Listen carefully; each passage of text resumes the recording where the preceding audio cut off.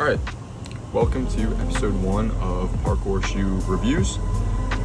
First of all, this is inspired by who is Nico Demus on Instagram, so shout out to him. I thought I'd start this first episode with a popular parkour shoe, the Reebok Nylon Classic. I've got these in a red colorway, and I really like these shoes. I think they're one of the better shoes out there for parkour. So I'm gonna go over some pros and cons if you're thinking about buying these to train in. The first thing is the rubber is actually pretty grippy. It's the most important thing. One flat sole. It does have these little nubs which can rip off if you're on concrete or brick. The one downside with this rubber is it does need time to break in. Mine isn't fully broken in yet, so when you first get it, it is kind of slick.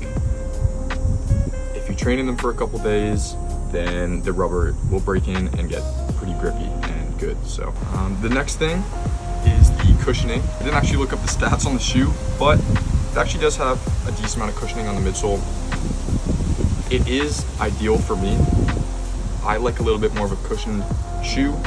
If you're walking on rails, you can still feel the rails through the outsole here. So pretty ideal amount of cushioning for parkour in my opinion. The next thing is the durability. So I've actually had a pair of these in the past, and I did manage to wear a hole right through the mesh at the front here. So something to note is, yeah, this mesh here at the front isn't the most durable. It'll definitely last you. I think I wore them for like a year. I would give it a 7 out of 10 for durability. The next thing is at the midfoot here, the shoe actually does hang over the outsole. So at the midfoot here, it is a little bit narrow, which can lead to some ankle rolling issues. I haven't had any issues with this shoe personally, but I think it's something just to be aware of is how narrow it gets at the middle of the shoe. It is wide at the toe box as well, which is a good thing. The shoe also has a insole that is glued in.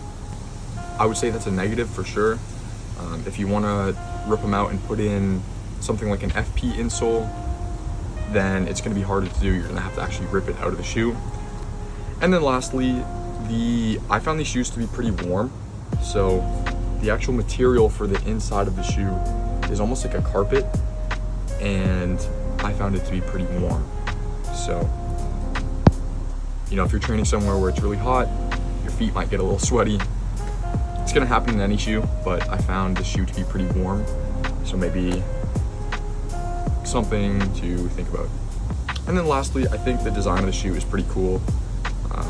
I don't like super big branding, but I think the stripage looks pretty cool. And yeah, I got them in red, so I think that's pretty dope. And that's it. It's the Reebok Nylon Classic.